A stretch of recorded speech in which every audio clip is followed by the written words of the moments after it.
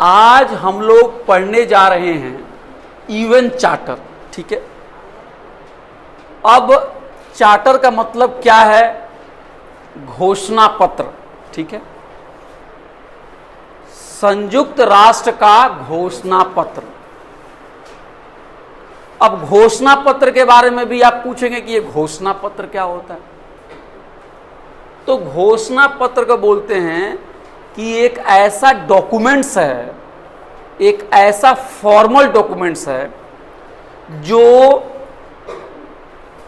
व्यक्तियों के अधिकार, उनके कर्तव्य और किसी भी संगठन के क्या क्या नियम कानून हैं, उस संगठन ने अपने बारे में क्या क्या कानून बनाए हैं, वो सारे चीज़ों का एक दस्तावेज है। ये किसी एक इंडिविजुअल का डॉक्यूमेंट नहीं है कि हमने बना दिया, इसको बाकायदा पास किया गया 1945 में। जब आप इस डॉक्यूमेंट्स को पढ़ेंगे तो इसमें आपको यूनाइटेड नेशंस के बारे में जानकारी मिलेगी। यूनाइटेड नेशंस क्या है, यूनाइटेड नेशंस के ख्वाब क्या है, उसका उद्देश्य क्या है, वो सोचता क्या है, वो अपने सदस्य देशों के बारे में उसकी क्या राय है, उसने क्या अधिकार दिए हैं। और क्लास के आखिर में हम ये भी जानने की कोशिश करेंगे कि इस घोषणा पत्र में कुछ कमियां तो नहीं है अभी, क्योंकि घोषणा पत्र को बने हुए कितने साल हो गए? 1945 में बना, तकरीबन 77 ईयर्स हो गए। लेकिन आज भी युद्ध रुका नहीं है, आज भी पूरी दुनिया में शांति, पीस, अमन स्थापित नहीं हुई है। और आज भी गरीबी अमीरी की जो खाई है वो बनी हुई है। छोटा बच्चा पानी, दवा, इलाज के बगैर मर रहा है। तो हम अगर कहें कि यूएन चार्टर के बन जाने के बाद दुनिया में बिल्कुल पीस ही पीस छा गया, ये भी बात दुरुस्त नहीं है। तो हमें इस चार्टर के बारे में, इस घोषणा पत्र के बारे में हम बात भी करेंगे और इसकी कुछ कमियां या हमारी और क्या उम्मीदें हैं इस डॉक्यूमेंट से, इस पर भी बात करेंगे। एक मैनिफेस्टो है, एक रूल्स एंड रेगुलेशंस का एक मैनुअल है ना, एक मैनुअल बना है, क्या करना है क्या नहीं करना है। एक तरह से हमारा जो देश का कॉन्स्टिट्यूशन है वो भी एक तरह से एक डॉक्यूमेंट्स है, जहाँ पे जनता को क्या अधिकार दिए गए हैं, जनता के क्या कर्तव्य हैं, राज्य को जनता के लिए क्या करना है, राज्य जनता के लिए क्या करेगी, राज्य क्या कर सकती है और क्या नहीं कर सकती है। हमारे संविधान में है कि भारत एक सेकुलर राष्ट्र है, एक सेकुलर स्टेट है। इसका ये मतलब नहीं हुआ कि कल कोई नेता कहे कि हम एक धर्म के लोगों को तो सुविधा देंगे लेकिन दूसरे धर्म के लोगों को नहीं देंगे, तो हमारा आईन, हमारा संविधान ऐसे कानून को रोक देगा, कहेगा नहीं, आप धर्म के आधार पर भेदभाव नहीं कर सकते हैं। तो किसी भी संस्था को चलाने के लिए आपको रूल्स एंड रेगुलेशंस बनाने पड़ते हैं। ऐसे किसी एक व्यक्ति की मर्जी से संस्था नहीं चल सकती। तो इसी तरह से यूएन का ये डॉक्यूमेंट्स है, तो इसको पढ़ेंगे तो हमें पूरी पता बात चल जाएगी भाई यूएन सोचता क्या है, बिल्कुल है ना, यूएन क्या सोच रहा है। तो सबसे पहली बात, जब यूएन का चार्टर को आप पलट के देखेंगे तो सबसे पहला वर्ड एक आएगा, लाइन जो मुझे काफी अपील किया, we the people of United nations. क्या? We the people of United Nations, हम संयुक्त राष्ट्र के लोग। तो आप एक चीज देखेंगे कि यहां पे we the people of United States कहा गया, तो इसका क्या मतलब है? हम भी अपने संविधान में देखते हैं ना, भारत के कॉन्स्टिट्यूशन में तो we the people of India लिखा है ना, we the people of India. तो कुछ दोनों के बीच में एक दिख रहा है ना, एक मिलाप दिख रहा है ना, एक संगम है कि नहीं, कुछ असर दिख रहा है। इंडियन कॉन्स्टिट्यूशन कब बन के तैयार हुआ है? 85-51 में बन के तैयार हुआ है। ये कब हो रहा है? तो कुछ असर पड़ रहा है ना इसका भी। We the people of United Nations, we the people of India. तो जब we the people of United Nations हम कहते हैं तो इसका मतलब ये हुआ कि ये संस्था किसी एक देश के लिए नहीं बनी हुई है। ये संस्था किसी खास देश के फायदे के लिए नहीं बनी हुई है। ये संस्था पूरी दुनिया, मानवता, वर्ल्ड के भलाई के लिए बनी हुई है। ये उसका दावा है कि हम पूरी दुनिया के भलाई के लिए हम काम कर रहे हैं। तो पहली चीज अगर आप देखेंगे यूनाइटेड नेशंस में, तो उसका जो पहला प्रिंसिपल है वो है यूनिवर्सलिज्म। ये सार्वभौमिक है, ये जो है वो सबके लिए है। ये इसमें किसी को एक्सक्लूड नहीं किया गया है। ये नहीं कि कोई गरीब देश एक्सक्लूड कर दिए जाएंगे और किसी अमीर देश को शामिल कर दिया जाएगा। तो पहला ही line, we the people of United nations, यानी हम संयुक्त राष्ट्र के लोग, यानी इसमें सबको समाहित किया जा रहा है, सबको गले लगाया जा रहा है। नंबर 1 चीज तो यूनाइटेड नेशंस का जो डॉक्यूमेंट्स है, वो पहली बात यह है कि ये संस्था जो है ये सबकी बात कर रहा है। ठीक है। दूसरी बात इसमें क्या है कि इस चार्टर के अंदर में क्या लिखा गया, टू सेव नेशंस फ्रॉम वार। जो दूसरा इसका लक्ष्य है वो क्या है, युद्ध से लोगों को, राष्ट्रों को बचाना, है ना, युद्ध को रोकना, सिक्योरिटी को यानी सुरक्षा को बनाए रखना। ये इसका दूसरा मतलब कहीं दूसरा लिखा नहीं है, मैं ऐसे कह रहा हूं। ये इसका बहुत ही नेक्स्ट सबसे इंपॉर्टेंट गोल है कि हमें सुरक्षा प्रदान करनी है ना, हमें जो है पीस को मेंटेन करना है, हमें जो है युद्ध को रोकना है। तो दूसरा इनका जो है, इनका जो प्रिंसिपल है वो है no more war, please, no war, no fighting, never, don't do it, peace peace peace. हमें लड़ना नहीं है, हमें ये आक्रमण, ये सब सारी चीजें मानवता को आगे नहीं ले जाएगी। तो इसका एक अहम प्रिंसिपल ये भी हो गया, पीस, मेंटेनिंग पीस, एवॉइडिंग वार, और पहला मैंने बताया यूनिवर्सलिज्म, सबको समाहित करना, किसी को एक्सक्लूड नहीं करना है। ठीक है। और इस यूएन चार्टर में एक और चीज है बहुत ही अहम है, यूएन चार्टर फंडामेंटल राइट्स जो होता है ह्यूमन बींग्स का, जो उसको हम कहते हैं हिंदी में मौलिक अधिकार, मौलिक अधिकार को बहुत ही अहमियत देता है। वो मौलिक अधिकार में उसका विश्वास है। ठीक है ना। हमारे भारत के कॉन्स्टिट्यूशंस में भी मौलिक अधिकार हैं। मौलिक अधिकार क्या है, बराबरी का अधिकार, बोलने का अधिकार, अपनी जिंदगी अपने मुताबिक जीने का अधिकार, है ना, धर्म के आधार पे किसी का भेदभाव नहीं होगा, है ना, और आप स्वतंत्र हैं अपनी जिंदगी को आगे बढ़ाने के लिए, आपको किसी भी आधार पे आपको भेदभाव नहीं किया जाएगा, है ना। तो ये मौलिक अधिकार जो हैं, आप देखेंगे कि जो भी डेमोक्रेसी है, लोकतंत्र हैं, अगर वहां पे कॉन्स्टिट्यूशन है तो वहां पे मौलिक अधिकार होंगे ही होंगे। यानी डेमोक्रेसी, फंडामेंटल राइट्स और कॉन्स्टिट्यूशन, ये तीनों होगा ही होगा। लेकिन उससे पहले यूनाइटेड नेशन के जो चार्टर में है, कहा गया है कि बुनियादी अधिकार जो हैं, मौलिक जो अधिकार हैं, उसमें इसका विश्वास है। आप मौलिक अधिकार को वायलेट नहीं कर सकते हो। अगर किसी देश में मौलिक अधिकार का वायलेट हो रहा है तो यूएन उसको सीरियसली नोट करेगा, सीरियसली उस पर कार्रवाई कर सकता है ना। मिसाल के तौर पे अगर कोई देश है और उसने कानून बना दिया कि स्कूल में सिर्फ लड़के ही पढ़ेंगे, लड़कियों को स्कूल में एडमिशन नहीं दिया जाएगा, तो ये आपके बुनियादी अधिकार, फंडामेंटल राइट्स का वायलेशन हुआ कि नहीं हुआ? हुआ कि नहीं?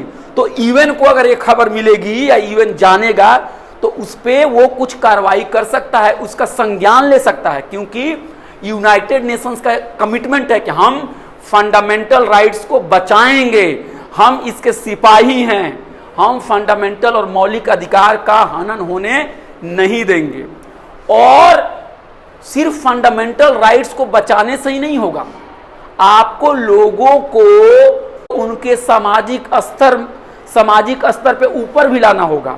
मिसाल के तौर पे अगर मान लीजिए किसी देश में लड़के और लड़कियों को कॉलेज में पढ़ने में कोई रुकावट नहीं हो, ठीक है, तो वहां पे तो फंडामेंटल राइट्स का वायलेशन नहीं हुआ। लेकिन अगर हमने स्कूल की फीस 4,000 से बढ़ा के 40,000 कर दी तो ज्यादातर लोग जो गरीब हैं वो उसमें दाखिला नहीं ले पाएंगे। तो ये भी एक तरह से आपके साथ अन्याय हुआ कि नहीं हुआ अन्याय। तो सिर्फ आपको फंडामेंटल राइट्स के अलावा आपको लोगों को आर्थिक अधिकार भी देने पड़ेंगे, लोगों को सामाजिक अधिकार भी देने होंगे। तो आपको सामाजिक स्तर पर भी काम करना पड़ेगा, सिर्फ कंप्यूटर सेंटर के खोल देने से नहीं होगा, है ना। सामाजिक बुराई से भी लड़ना पड़ेगा कि नहीं लड़ना पड़ेगा। जाति प्रथा की वजह से बहुत सारे लोगों को का भेदभाव हो रहा है कि नहीं। महिलाओं के खिलाफ जो सोच समाज में बनी हुई है उसमें लड़कों को क्या होता है कि आप पढ़ने के लिए आसानी से भेज देते हो और लड़की को भेजने से पहले आप घबराते हो। तो सिर्फ संविधान में कानून लिख दो, फंडामेंटल राइट, सबको बराबरी, कोई भेदभाव नहीं, इससे भी काम नहीं चलेगा। आपको जाके जमीन पर भी काम करना पड़ेगा। तो एक बहुत ही इंपॉर्टेंट चीज है कि ये इवन जो है वो सोशल, सामाजिक, है ना, विकास की बात भी करता है, सोशल और आर्थिक विकास की भी बात करता है, ठीक है। क्या क्या हमने पढ़ा, universalism, fundamental rights, no war, avoiding war, promoting social and economic progress, ठीक है।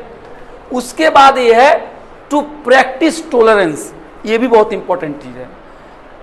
क्या कहते हैं कि अगर आप मान लीजिए कि इनका धर्म है ए और इनका धर्म है बी, तो मुमकिन है कि ए धर्म के जो बिलीवर हैं उनके विचार बी धर्म के बिलीवर से कुछ अलग होंगे कि नहीं होंगे।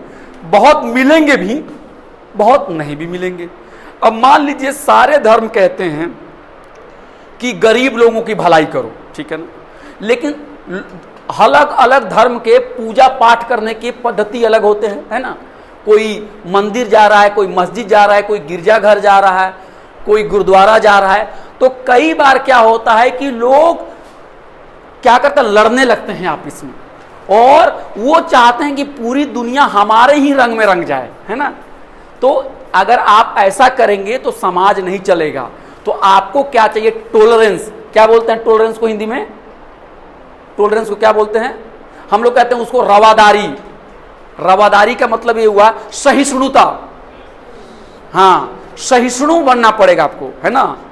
हाँ, मतलब आपको अगर दूसरों के साथ आपके कुछ ये है मतभेद भी हैं या दूसरों के जीवन शैली आपसे अलग भी है, तो आपको उसको भी जीने का अधिकार देना पड़ेगा, आपका उसको भी सम्मान करना पड़ेगा, है ना।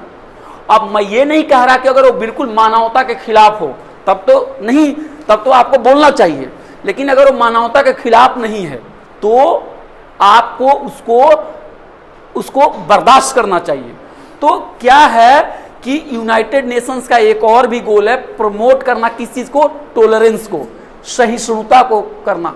क्योंकि हमारा देश जो है या दुनिया का कोई भी देश है, वहां पे कई कई धर्म के लोग रहते हैं। उन लोगों के बीच में बहुत मेलजोल भी है और उनके बीच में बहुत सारी बातों पे अंतर भी है। तो हमें अंतर को समझना होगा कि ये अंतर रहेंगे, जब तक ये धरती है तब तक अंतर रहेगी। जो मंदिर में पूजा करने जा रहा है वो मंदिर में ही जाएगा, जो मस्जिद में जा रहा है वो मस्जिद में जाएगा। तो हमें मंदिर में जाने वालों का आदर करना चाहिए और मस्जिद में भी जाने वाले लोगों का आदर करना चाहिए। हमें अपनी पूजा पद्धति दूसरों पे नहीं थोपनी चाहिए।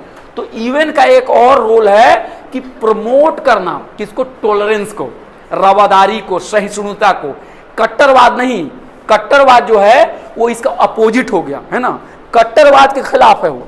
अच्छा, फिर कह रहा है to live together in peace in one another as good neighbours.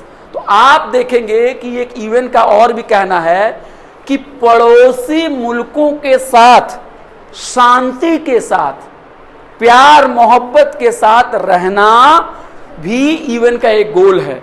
आप देखते हो कि पड़ोसी मुल्कों से ज्यादातर देश के रिश्ते क्या होते, अच्छे नहीं होते हैं ना।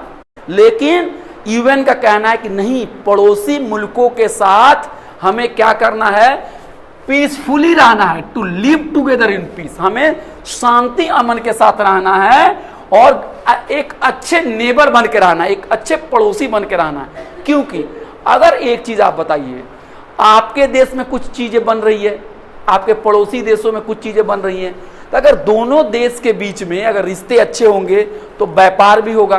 कभी ये सोचिए कि कभी कोई मुश्किल का टाइम आ गया, जिसको हम लोग कहते हैं संकट आ गया, आपातकालीन स्थिति आ गई, कभी जलजला आ गया, कभी अर्थक्वेक आ गया, कभी आग लग गई, कुछ भी हो गया, तो पड़ोसी देश ही तो सबसे पहले आपकी मदद करेगा।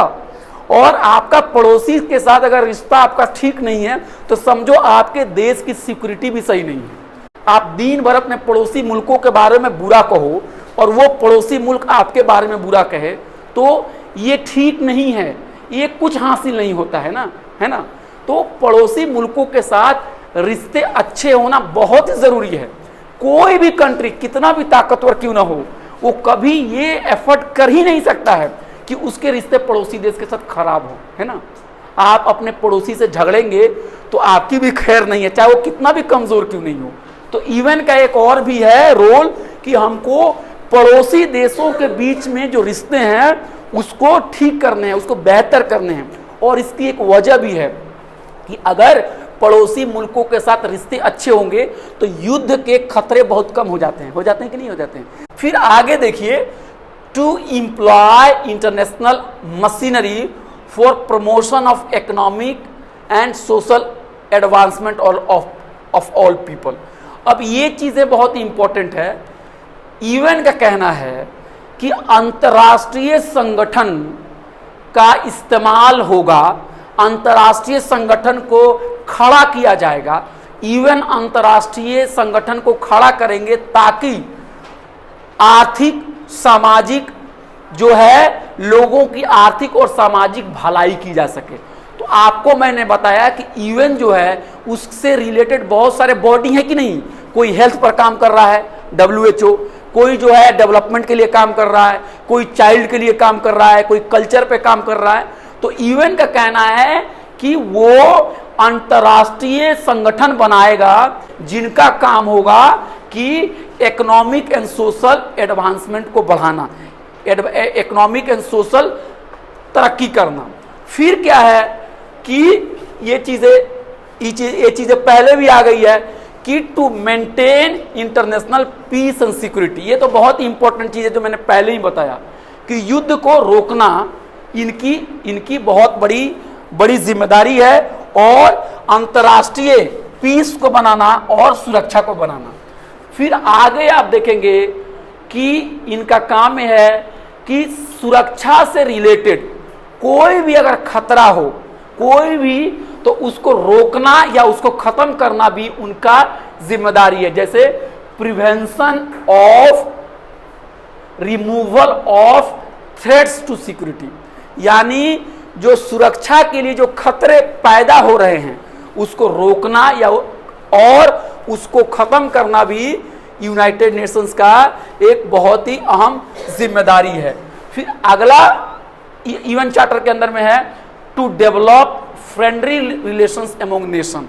दुनिया में शांति स्थापना करने के लिए जब तक आप राष्ट्र के बीच में, राज्यों के बीच में मित्रता नहीं आप बढ़ाएंगे तो शांति हो पाएगी? नहीं होगी ना। आपने भारत के फॉरेन पॉलिसी के बारे में पढ़ा होगा, आप लोगों ने पढ़ा होगा चौथे सेमेस्टर में। उसमें इंडिया की जो फॉरेन पॉलिसी थी, पंचशील था, आपको नेहरूवियन फॉरेन पॉलिसी थी, तो वहां पे अंतर्राष्ट्रीय पीस की बात थी कि नहीं है, मित्र देशों के साथ अच्छे संबंध की बात है कि नहीं है। तो ये भी बात कह रहा है यूएन कि हमें राष्ट्र के बीच में हमें क्या करना है, एक मित्रता पैदा करनी है, हमें मित्रता को प्रमोट करना है। और मैंने आप लोगों को बताया कि एक रियलिस्ट यानी यथार्थवादी नाम के एक सिद्धांतकार होते हैं इंटरनेशनल रिलेशंस में, आप लोगों ने पढ़ा होगा। तो रियलिस्ट लोगों का कहना है माइट इज राइट, जिसकी लाठी उसकी भैंस। ये मित्रता उत्रता ये सब चीज होती है, ये इसमें नहीं पढ़ना है। जो मुल्क ताकतवर होगा वही आबाद रहेगा, जो मुल्क कमजोर होगा उसको जो बड़े मुल्क होंगे वो उनको खा जाएंगे। लेकिन ईवन की सोच ऐसी नहीं है। ईवन नहीं मानता है कि माइट इज राइट है, जिसकी ताकत हुई वही बलवान है, ऐसा नहीं है। ईवन का कहना है कि जो कमजोर मुल्क भी है उनको भी जीने का हक है, उनके साथ भी मित्रता होनी चाहिए। तो ईवन जो है, अगर आप देखेंगे जो ईवन का जो फंडामेंटल सोच है वो यथार्थवादी जो चिंतक है उससे थोड़ा जुदा है। यथार्थवादी चिंतक का क्या कहना है, जिसकी लाठी उसकी भैंस, जो ताकतवर मुल्क होगा वही अपनी रक्षा करेगा। मुल्क को, कोई भी राष्ट्र को, स्टेट को अपनी सुरक्षा के लिए दूसरे पर डिपेंडेंट नहीं रहना चाहिए। राष्ट्र को अपनी सुरक्षा करने के लिए हथियार बनाना चाहिए, राष्ट्र को और ताकतवर होना चाहिए। लेकिन इधर से ईवन क्या करा है, नहीं ये गलत है, हम शांति स्थापित कर सकते हैं, हम मित्रता स्थापित कर सकते हैं, हम नेबर के साथ अच्छे रिलेशन स्थापित कर सकते हैं, हमें हथियार के होड़ में नहीं जाना चाहिए, हमें अंतर्राष्ट्रीय संबंध में हम लोगों को जस्टिस की बात करनी चाहिए, हम लोगों को बहुत सारे संधियां करने चाहिए, हमको अंतर्राष्ट्रीय कानून का पालन करना चाहिए, हमें मिल बैठ के अपने झगड़े को सुलझाना चाहिए। दो अलग अलग धारा बह रही है कि नहीं बह रही है, देख रहे हैं कि नहीं। इधर जो रियलिस्ट लोग हैं इनका कहना है माइट इज राइट, मैं ताकतवर तो मैं ताकतवर, कमजोर को मैं कुचल दूंगा, या अगर मैं कमजोर हुआ तो वो मुझे कुचल देंगे। और ईवन का क्या कहना है कि नहीं भाई, ऐसा नहीं, ऐसा नहीं, peace peace peace, cooperation cooperation cooperation, treaty treaty treaty, संधि संधि संधि, इंटरनेशनल लॉ इंटरनेशनल लॉ, आओ ऐसे ही उसको दूर करो। क्योंकि होता क्या है कि अगर आपके घर में आमदनी आपके पिताजी की मान लीजिए 10,000 रुपए, और 10,000 रुपए में उन्होंने 5,000 रुपए लाठी खरीदने में लगा दी, और 2,000 रुपए तलवार खरीदने में लगा दी, और 1,000 रुपए जो है आपको डंडे खरीदने में लगा दिए, तो रोटी और कपड़े के लिए पैसे बचेंगे? नहीं बचेंगे ना। तो होता क्या है कि कई बार यथार्थवादी चिंतक इस बात को नहीं समझते हैं कि माइट इज राइट के चक्कर में मेरे पास ज्यादा लाठी होनी चाहिए तो दूसरे देश भी तो अपनी लाठी बढ़ाएंगे। कि ईवन का कहना है कि नहीं, इंटरनेशनल पीस होनी चाहिए। तो एक चीज बताइए, यथार्थवादी जो लोग हैं उनकी सोच से यहां ईवन की सोच अलग है कि नहीं है?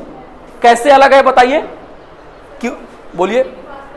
हाँ, शांति की बात कर रहे हैं, कोऑपरेशन की बात कर रहे हैं, इंटरनेशनल लॉ की बात कर रहे हैं, संगठन की बात कर रहे हैं। और यथार्थवादी लोगों का कहना है नहीं, सेल्फ हेल्प, आत्मनिर्भरता, मैं ताकतवर तभी मैं बचूंगा, ताकतवर नहीं तो लोग मुझे दबा देंगे। ठीक है। अब एक और चीज है, ईवन जो है वो ह्यूमन राइट्स को बहुत ही इंपॉर्टेंस देता है। ह्यूमन राइट्स को, ये ह्यूमन राइट्स डे भी मनता है ना अंतर्राष्ट्रीय ह्यूमन राइट्स डे। तो ईवन जो है ईवन जो है वो ह्यूमन राइट्स को बहुत ही इंपॉर्टेंट मानता है। आप लोगों को पता है ह्यूमन राइट्स का क्या मतलब होता है? कोई बता पाएंगे व्हाट इज ह्यूमन राइट्स?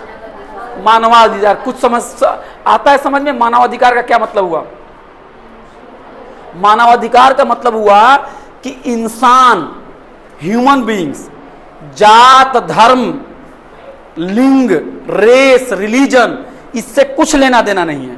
जो भी इंसान है वो जब पैदा हुआ तो वो कुछ एक अधिकार लेके आया, पैदा हुआ, और उस अधिकार को हम किसी भी सूरत में छीन नहीं सकते हैं।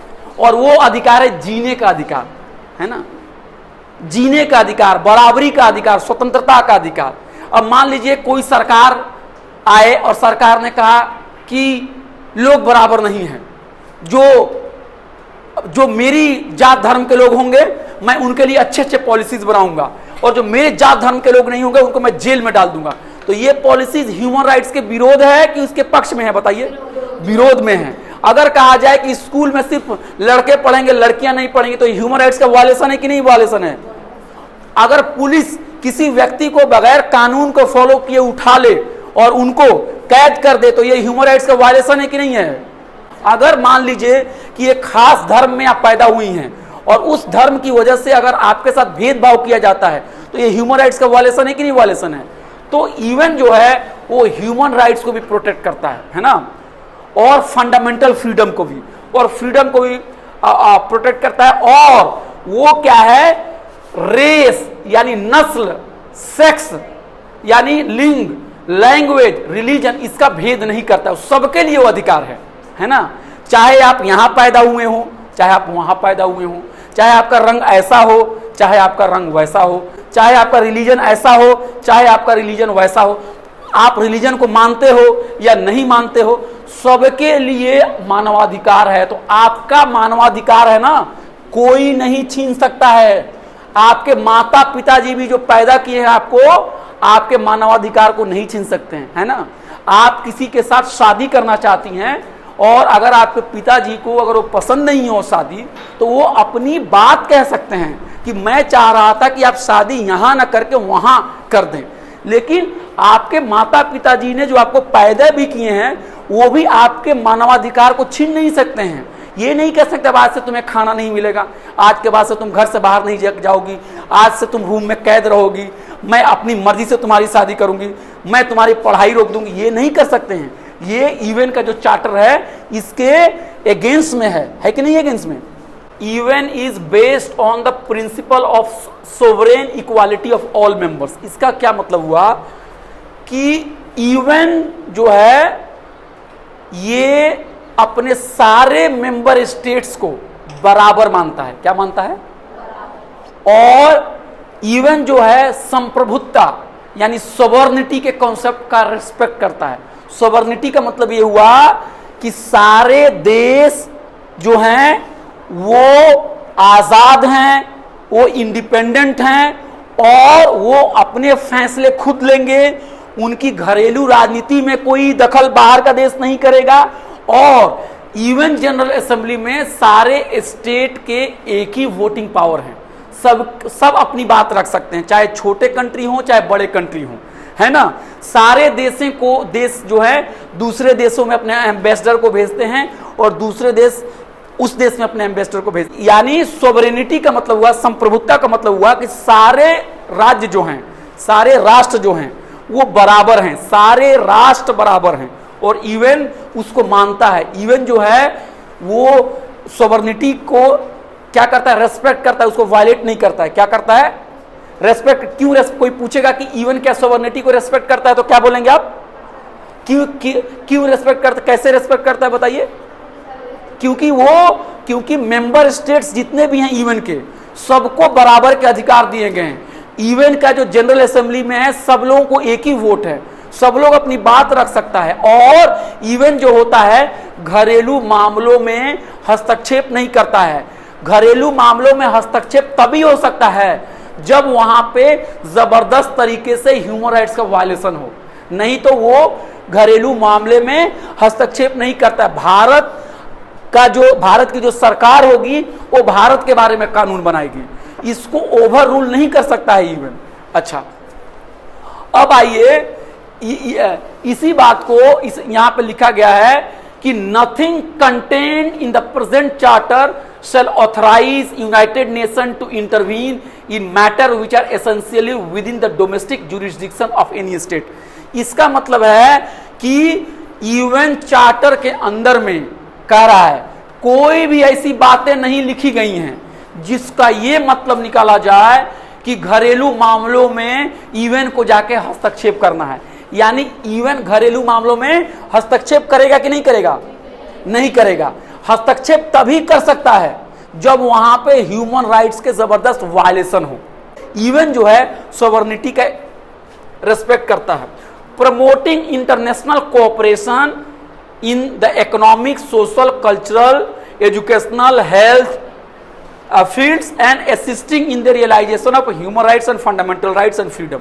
यूएन का काम यह भी है सामाजिक मामलों में लोगों की भलाई करना, सांस्कृतिक मामलों में अंतर्राष्ट्रीय जगत को एक साथ जोड़ना, एजुकेशनल मामलों में भी अंतर्राष्ट्रीय स्तर पे काम करना, हेल्थ के फील्ड में भी काम करना और ह्यूमन राइट्स और फंडामेंटल फ्रीडम है इसको भी रियलाइज करना, इसके लिए भी काम करना। फिर क्या है कि एक और बात याद रखिएगा कि यूएन चार्टर जो है या यूएन जो है वो बिलीव करता है कोऑपरेशन में, डायलॉग में, ऑर्गेनाइजेशन में, अंतर्राष्ट्रीय कानून में, संधि में, बातचीत में। वो ये बिलीव नहीं करता है कि अपने घर में लाठी की ताकत बढ़ाओ और दूसरों को जाके पीटो और उनको जाके उनके ऊपर कब्जा जमा लो। ये नहीं है। ये इनका कहने का मतलब है कि आप अंतर्राष्ट्रीय लॉ का मतलब आप समझ रहे हैं क्या मतलब हुआ अंतर्राष्ट्रीय लॉ का। मान लीजिए कि अगर दो देशों के बीच में कोई डिस्प्यूट है तो आप एक रूल बना के बातचीत करके उसको ये कर लो, उसको क्या करना है, उसको कैसे सॉल्व करना है, उसके बीच में कोई एक संधि कर लो, फिर तुम फॉलो करो तो झगड़े रुक जाएंगे कि नहीं रुक जाएंगे। जैसे मान लो पानी है, इस देश से पानी जो है आपके देश में जा रही है, उस देश से पानी इनके देश में जा रही है, तो हम तीनों के बीच में झगड़े हो सकते कि नहीं, तुमने मेरा पानी रोक दिया, तुमने मेरा पानी ज्यादा इस्तेमाल किया। तो हमें क्या करना चाहिए, अगर हम लड़ेंगे तो लगातार लड़ेंगे, लेकिन अगर हम तीनों बैठ के कोई संधि कर लें, कोई कानून बना ले और उस कानून का पालन करें तो झगड़े रुक जाएंगे कि नहीं रुक जाएंगे। तो इवन का कहना है कि संधि करो, अंतर्राष्ट्रीय कानून का पालन करो, बातचीत करो, है ना, आप संस्थाएं बनाओ, संस्था में जाओ, डायलॉग करो। लड़ाई जो होता है आर्म्स रेस में नहीं जाना चाहिए, युद्ध की होड़ में नहीं जाना चाहिए, युद्ध हथियारों के होड़ से परहेज करो। और एक और बहुत ही अहम बात है, यूएन चार्टर के अंदर में राइट टू सेल्फ डिटर्मिनेशन है, ये भी बहुत इंपॉर्टेंट चीज। आपको पता है राइट टू सेल्फ डिटर्मिनेशन का क्या मतलब हुआ? राइट टू सेल्फ डिटर्मिनेशन का क्या मतलब हुआ? अगर इसका यह मतलब हुआ कि अगर कोई देश, अगर कोई ऐसी जगह है जहां पे जनता के ऊपर दमन हो रहा है और वहां की जनता अपना राज्य अलग बनाना चाहती है, तो यूएन उसको प्रमोट, यूएन उसको ये करेगा, यूएन उसको मान सकता है। जैसे मान लीजिए, जैसे एग्जाम्पल के तौर पे ये देखिए, मान लीजिए ये दुनिया का कोई हिस्सा है, ये कोई हिस्सा है मान लीजिए, और यहां पे एक खास लोग रह रहे हैं यहां पे, और इनके साथ भेदभाव किया जा रहा है, इनको गुलाम बनाया जा रहा है, इनका शोषण किया जा रहा है। तो ये चाह रहे हैं कि हम अपना राज्य एक अलग बना लें, है ना, हम आजाद हो जाए, है ना। तो इसकी इजाजत यूएन देता है, मगर वो लेजिटिमेट होना चाहिए, ठीक है। तो राइट टू सेल्फ डिटर्मिनेशन भी उसके अंदर में, यूएन के अंदर में, यानी दुनिया में कहीं पर भी लोग पीड़ित होंगे और वो चाह रहे हैं कि नहीं भाई अब हम अलग अपना मुल्क बनाएंगे, तो उसको अधिकार मिलेगा। अब एक बात देखिए, अंग्रेज हमारे देश में रूल कर रहे थे लेकिन इंडियंस हैप्पी थे, तो इंडियंस ने गांधी जी के और ज्यादा लोगों के नेतृत्व में कहा ना, हमें चाहिए आजादी, हमें चाहिए आजादी, अंग्रेजों भारत छोड़ो। तो उसके बाद से उनको आजादी मिली कि नहीं मिली? भारत को भारत के लोग आज चला रहे हैं कि नहीं चला रहे हैं? अंग्रेज तो अब हमारे देश को नहीं चलाते हैं, तो हमें भी एक तरह की आजादी मिली। तो इसी तरह से अगर दुनिया के किसी भी हिस्से में अगर लोगों को प्रताड़ित किया जा रहा है और लोग अगर वहां पे परेशान हैं, उनके अधिकारों को छीना जा रहा है, उनका शोषण किया जा रहा है, और अगर वो चाह रहे हैं कि हम एक नया मुल्क बनाएंगे, हम एक नया राष्ट्र का निर्माण करेंगे, तो इनकी बातें भी यूएन चार्टर के अंदर आती है। यूएन इसके ऊपर गौर कर सकता है ना। अब आई बात आखिरी में कि इसका क्या आलोचना है। तो क्या हम मान के चलें सब कुछ अच्छा है, इसमें और कुछ करने की जरूरत नहीं है? नहीं, ऐसी बातें नहीं है। यूएन की खूबियां, सबसे पहली बात है यूएन की खूबियां, यूनिवर्सलिज्म, सबके लिए, पीस, युद्ध नहीं चाहिए, हमें चाहिए शांति। तीसरा, सबके लिए मानवाधिकार, सबके लिए मौलिक अधिकार। चौथा, अंतर्राष्ट्रीय स्तर पे हम सोशल इकोनॉमिक डेवलपमेंट करेंगे, हम अंतर्राष्ट्रीय स्तर पर कल्चर को प्रमोट करेंगे। पांचवा, हम पड़ोसियों के साथ अच्छे संबंध बनाएंगे। छठा, हम दुनिया के देशों के बीच में मित्रता को प्रमोट करेंगे। सातवां, हम क्या करेंगे, जहां पर भी जुल्म सितम होगा हम उसको नोटिस लेंगे। उसके बाद राइट टू सेल्फ डिटर्मिनेशन भी यूएन के अंदर में है, ह्यूमन राइट्स भी इंपॉर्टेंट है। और एक और अहम चीज है कि यूएन जो होगा राज्यों की सॉवरेनिटी यानी संप्रभुता का आदर करेगा, वो डोमेस्टिक मामलों में इंटरफेरेंस नहीं करेगा। तब तक नहीं करेगा जब तक कि वहां पे ग्रॉस ह्यूमन राइट्स वायलेशन न हो। तो ये सारी चीजें तो बहुत ही अच्छी है। फिर इसमें कमियां क्या हैं? मैंने जो पाया है, 2-3 कमियां पाई है अभी भी। पहला है कि social economic rights are not paid as much attention as the issue of security. मेरा कहना यह है कि जब मैंने यूनाइटेड नेशंस के इस चार्टर को पढ़ा तो मेरी समझदारी ये बनी कि जितना जोर इस चार्टर पे सुरक्षा पे दी गई है, युद्ध को रोकने पे दी गई है, उतना ज्यादा जोर गरीबी दूर करने के लिए, दुनिया में बराबरी लाने के लिए नहीं दी गई है। ये मेरा पहला है।